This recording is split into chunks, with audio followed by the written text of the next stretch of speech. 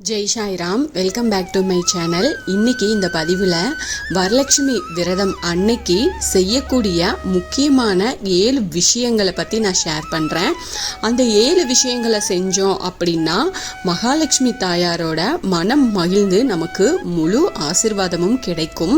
இந்த மகாலட்சுமியின் முழுமையான அருளை பெறுவதற்கு ஏற்ற தினமான ஆடி மாதத்தில் சொல்லப்படும் ஒரு முக்கியமான தினம்தான் வரலட்சுமி விரதம். மகாலட்சுமி வரம் தரும் லட்சுமியாக வந்து அருளக்கூடிய தினம்தான் இந்த வரலட்சுமிக்குரிய வரலட்சுமி விரதம் அப்படின்னு சொல்றோம். இந்த நாள்ல மகாலட்சுமியை வழிபாடு செய்கிறதுனால ஆண்டு முழுவதும் குறைவில்லாத செல்வத்தோட வாழ முடியும். அப்படிப்பட்ட நம்ம அந்த வழிபாட்டு முறையை பற்றி, அந்த 7 விஷயங்களை பற்றி இதில் நாம் பார்க்கலாம். அதுக்கு முன்னாடி என்னோட சேனலுக்கு தொடர்ந்து சப்போர்ட் பண்ணுங்கள், லைக் பண்ணுங்கள், ஷேர் பண்ணுங்கள், கமெண்ட் பண்ணுங்கள், மறக்காமல் சப்ஸ்கிரைப் பண்ணுங்கள், பெல் ஐக்கானை கிளிக் பண்ணுங்கள். வரலட்சுமி விரதம் அன்னைக்கு மகாலட்சுமியை வீட்டுக்கு அழைச்சி அவளின் மனம் மகிழும்படி பூஜைகள் செஞ்சு மந்திரங்கள் சொல்லி அர்ச்சனை செஞ்சு வழிபாடு செய்கிறது அப்படிங்கிறது சிறப்பு வாய்ந்தது.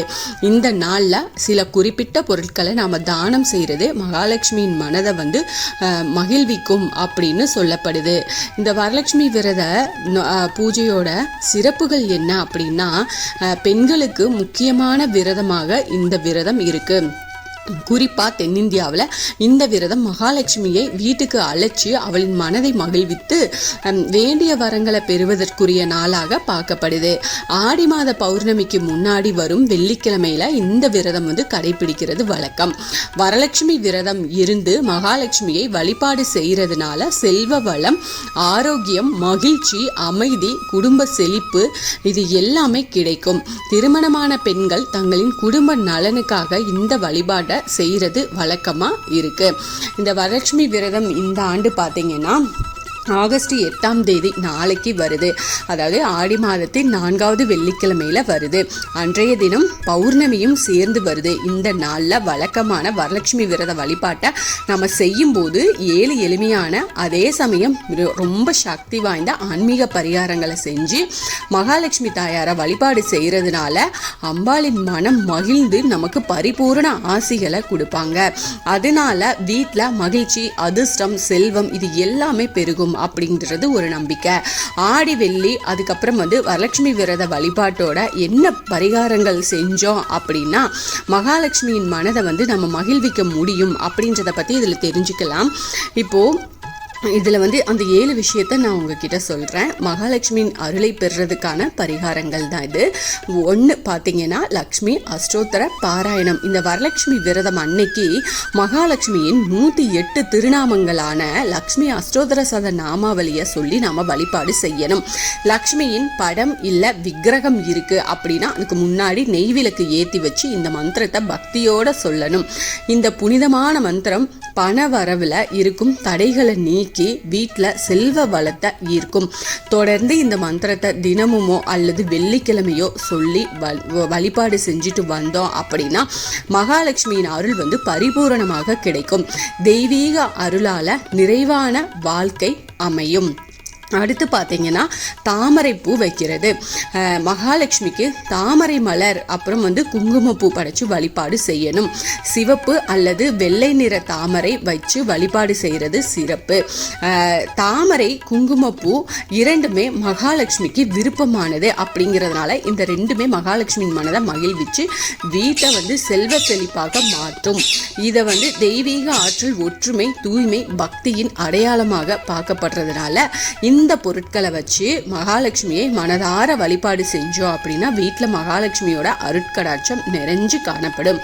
அடுத்து பார்த்தீங்கன்னா அரிசியில நாணயம் வைக்கிறது. இந்த வீட்டில் அரிசி வைக்கும் பாத்திரத்தில் வெள்ளி நாணயத்தையோ இல்லைன்னா சிறிய மகாலட்சுமியின் விக்கிரகத்தையோ வரலட்சுமி விரதம் அன்னைக்கு நாம வைக்கணும். அரிசி செழிப்பு மற்றும் பெருக்கத்தின் அடையாளம். மகாலட்சுமியின் அடையாளங்களை இந்த நாளில் அரிசியில் வைக்கிறதுனால தொடர்ந்து அந்த வீட்டில் உணவு பஞ்சம் ஏற்படாமல் செழிப்பு பெருகிட்டே இருக்கும். பணம் தொடர்பான பிரச்சனைகள், தடைகள் நீங்கும். அடுத்து பார்த்தீங்கன்னா தீபதானம். பக்கத்தில் இருக்கிற கோயிலுக்கு பசு நெய் இருக்கிற மாதிரி விளக்க விளக்க வந்து நீங்கள் தானமாக கொடுக்கலாம். மகாலட்சுமியின் பாதத்தில் நெய் தீபம் ஏற்றி வழிபாடு செய்கிறதுனால செல்வம், வெற்றி எல்லாமே கிடைக்கும். தீபதானம் செய்கிறதுனால பொருளாதார நிலையில் இருக்கும் இருண்ட நிலை மாறும். இது வந்து தெய்வீக அருளையும் தெளிவையும் கொடுக்கும். இந்த தானம் கர்ம வினைகளை தீர்க்கும். மகாலட்சுமியின் அருளால் பணத்திற்கு எந்த குறையுமே இருக்காது. உங்களால் முடியும் அப்படின்னா ஒரு சின்னதாக ஒரு தீபம் வாங்கி நெய் தனியாக வாங்கி கூட நீங்கள் அதை தானமாக கொடுக்கலாம். அடுத்து பார்த்தீங்கன்னா பசுதானம். பசு இல்லைன்னா ஏழை பெண்களுக்கு உணவு, இனிப்புகள் இல்லைன்னா அவங்களுக்கு ஏற்ற தேவையான பொருட்கள் வந்து நீங்கள் தானமாக கொடுக்கலாம். இது வந்து இறை அருளை பெற மிக சிறந்த வழின்னே சொல்லலாம். சுயநலம் இல்லாமல் நாம் கொடுக்கும் தானம் மகாலட்சுமியின் அருளால் 10 மடங்காக நமக்கு திரும்ப கிடைக்கும். மஞ்சள் இல்லைன்னா வெள்ளை நிற இனிப்புகள், பாயாசம் இதை வந்து தானமாக கொடுக்கலாம். அன்னதானம் உயர்ந்த தானமாக சொல்லப்படுறதுனால இது வீட்டில் குறைவில்லாத உணவு, ஆரோக்கியம், அமைதி, குறைவில்லாத செல்வ வளத்தை தரும் அப்படிங்கிறது நம்பிக்கை. அடுத்து பார்த்தீங்கன்னா நாணயம் வைத்தல்.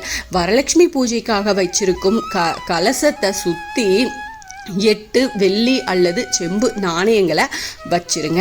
இந்த நாணயங்கள் அஷ்டலட்சுமிகளின் அம்சமாக பார்க்கப்படுது. இதனால அஷ்டலட்சுமிகளின் அருளும் நமக்கு கிடைக்கும் அப்படிங்கிறது நம்பிக்கை.